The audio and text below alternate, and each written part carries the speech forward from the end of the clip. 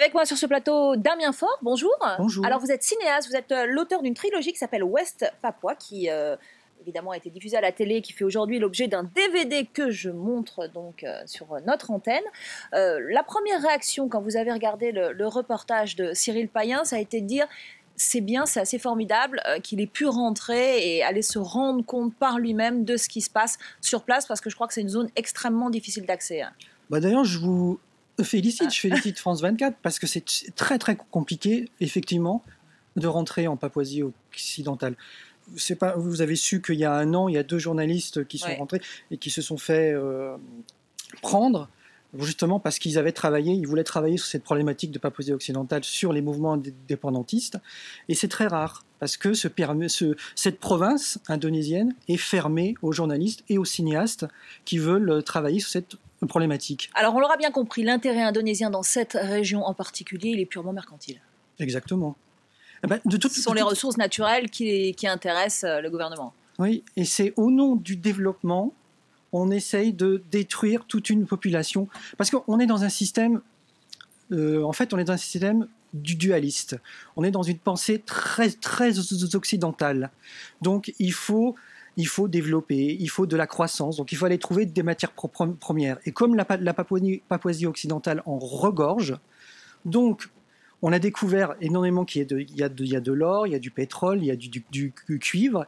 Et quand on a découvert dans ces montagnes qui avaient cette matière première, on est arrivé, les Indonésiens, les Américains, l'entreprise Freeport est arrivée et a décrété, nous allons construire une mine, et sur cette mine, il y avait des villages, et on a spolié tous les villages et tous les villageois qui étaient sur cette mine. Alors je crois que vous, dans vos documentaires, ce que vous avez pu constater, c'est que vraiment le gouvernement indonésien menait à l'égard de ce peuple papou une politique colonialiste d'une rare violence. C'est honteux ce qui se passe là-bas, franchement, et on n'en parle pas assez. Ah non, on n'en parle pas beaucoup. Alors, c'est difficile, je vais employer un mot qui est quand même complet. Certaines personnes disent que c'est un génocide au ralenti, parce que ça fait 60 ans que l'Indonésie a annexé honteusement la Papouasie occidentale, et depuis 500 ans, dans l'impunité totale, les Papous sont massacrés parce qu'ils sont déjà considérés comme des sauvages. Et ça, c'est inacceptable. Et ils disparaissent, franchement, dans l'indifférence générale. Pourquoi est-ce qu'à votre avis, la communauté internationale ne se mobilise pas plus ? Parce qu'elle a ses intérêts là-bas. Et notamment, je reparle de cette mine Freeport, qui est une mine américaine. Et donc, cette mine est gérée par les Américains avec l'aide des Indonésiens. Donc, en France aussi, nous avons nos intérêts. Tous les pays de la communauté ont leur intérêt, puisqu'on pille ces richesses. Oui, donc c'est très cynique. Voilà. Quelle est l'identité culturelle de ce peuple ?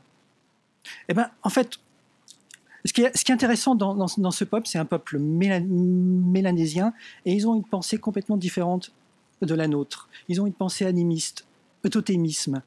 Ils sont en relation avec la nature. La terre, c'est leur terre nourricière. Et c'est ça qui est important. Et je pense que les Papous, ça nous concerne tous, parce que c'est eux qui sont en première ligne de ce qui se passe dans le monde. C'est qu'encore une fois, au nom du développement, on spolie des territoires qui ne sont ont des territoires qui appartiennent à des peuples premiers qui étaient sur ce territoire depuis 40 000 ans. Et justement, on arrive au nom de quoi ? Au nom de la croissance, du développement. Et de l'argent. Et voilà. Quelles sont les revendications du peuple papou aujourd'hui ? Déjà, c'est de ne pas disparaître dans l'indifférence générale, d'arrêter qu'on les massacre. Et puis, après, c'est d'avoir une indépendance, d'avoir un pays. Et justement, je tiens à vous montrer, c'est important, je veux vous montrer ce drapeau. C'est le drapeau de la Papouasie occidentale libre, qui devrait flotter à l'ONU. Et ces Papous, ils se battent pour que ce drapeau, pour qu'il y ait un jour une nation de Papouasie occidentale. Ce drapeau s'appelle Sans Paris, l'étoile du matin. Merci beaucoup, merci Damien Faure d'être venu en direct témoigner sur notre antenne. C'est avec vous que l'on referme ce focus. On va se retrouver dans quelques instants pour la suite du Paris Direct. Restez avec nous sur France 24, à tout de suite.